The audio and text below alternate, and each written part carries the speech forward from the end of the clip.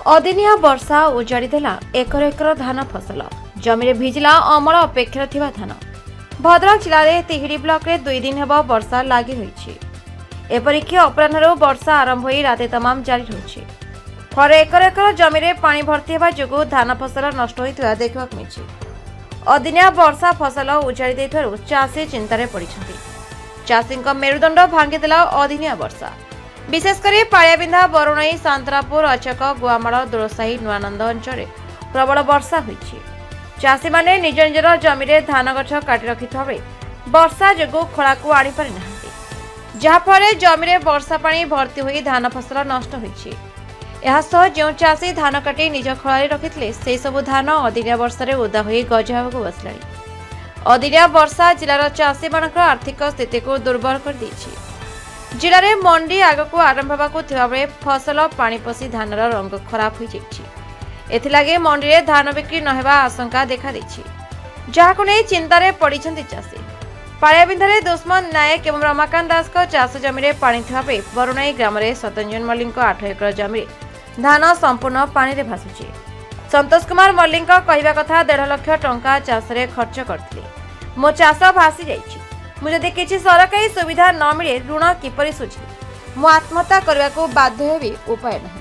तेणु ए दिगरे जिला प्रशासन चाषी मानक पई केते तत्पर एवं क्षयक्षति प्रदान पई चाषी महले दाबी होछि।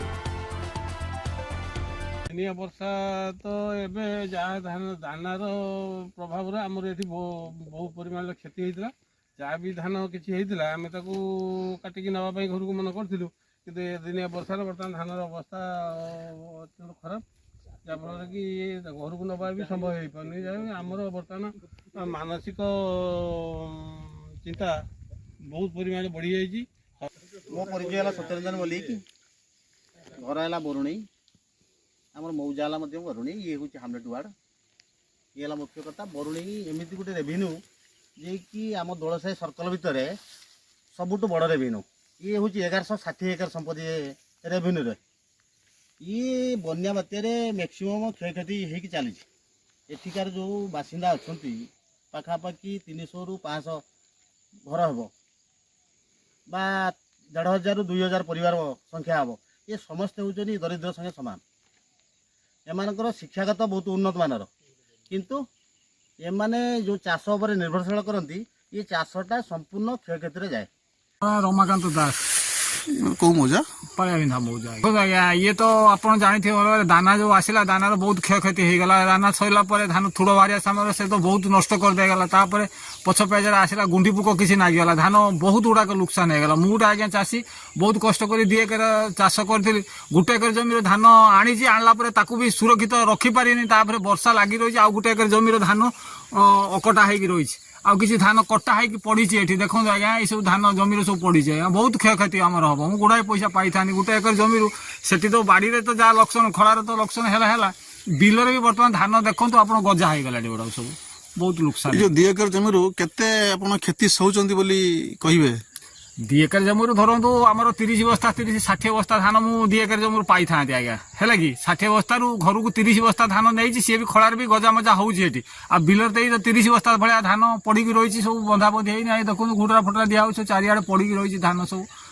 जदि क्षति भरणा किसी आमको अनुदान किसी करते ताले मु भावुची प्रशासन को मोर एतिकी अनुरोध किसी साहाय्य जदि मिलता ताले चाषी गोटे खुशी रुहता जो क्षय पाई। मो ना दुष्मंत नायक पाड़िया नायक साई पाड़ियाबिंधा ग्राम पंचायत पाड़ियाबिंधा मौजा लघुचाप जनित क्षयक्षति पंचायत आज्ञा बहु जगार क्षयक्षति होती चाषी कूल उजुड़ी जा अवस्था अच्छा अधा किए नहीं किए चारणा नहीं किए 60 भाग नहीं किए 40 भाग नहीं मोर विशेषकर क्षयक्षति होती आज्ञा 3 एकर जमी भितर मु सब 1.5 एकर भली जमी धान आनिकी खलार किसी भी पड़ी घर को किसी नहीं से क्षति आउ 1.5 एकर बिलरे पड़ी बिलरे से कटा धान सब देखुं आज्ञा बिलरे कटा धान सब पड़ी यही केतरा गुडरा देचु तादर से सब गजा फजा पानी फाणी हो गला यही भाया कथा। प्रशासन सतर्क करेले भी सुधा आमे कौन करूँ सब चारिआड दिन बेपार धान सीना काटिकी अमल करने आम करूँ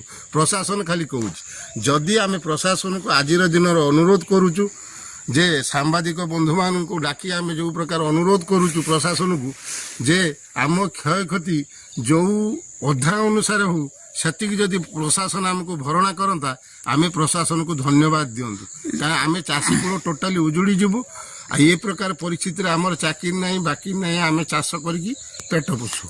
ମୌଜାରେ ମିନିମମ୍ ଆପଣଙ୍କର 150-200 ଏକର ଜମି ଉଠି ମାନେ କ୍ଷେତରୁ ଉଠି ପାରିନି, ସେ କ୍ଷେତରେ ରହିଛି ଏବଂ ନଷ୍ଟଭଷ୍ଟ ହେଉଛି। ଆଉ ଦାନାର ଯେଉଁ କ୍ଷତିପୂରଣ ପାଳିଆବିନ୍ଧା ପଞ୍ଚାୟତ ସବୁଠାରୁ ଅଧିକ କ୍ଷତି ହେଇଥିଲା, ତା ଦ୍ୱାରା ଆମେ ଲୋନ୍ ବି ଛାଡ଼ ପାଇଲୁନି। ବର୍ତ୍ତମାନ ମୋର ଏତିକି ପ୍ରଶାସନକୁ ଅନୁରୋଧ, ଆମକୁ ଦାନାର ଯେଉଁ କ୍ଷୟକ୍ଷତି ହେଇଛି ସେ ସାହାଯ୍ୟ ଦେବା ସଙ୍ଗେ ସଙ୍ଗେ ଏ ସାହାଯ୍ୟ ଆମକୁ ଭରଣା କରନ୍ତୁ। କଲେ ଆମେ ଚାଷୀ କୂଳ ଆଜି ବଞ୍ଚିପାରିମୁ। ଚାଷୀ କୂଳ ବଞ୍ଚିଲେ ଦେଶ ବଞ୍ଚିବ। ଭଦ୍ରକ ଜିଲ୍ଲାରୁ ସୁବ୍ରଜିତ ପାଲଙ୍କ ରିପୋର୍ଟ, ଦ ରିପବ୍ଲିକ ଓଡ଼ିଶା 24 ନ୍ୟୁଜ୍।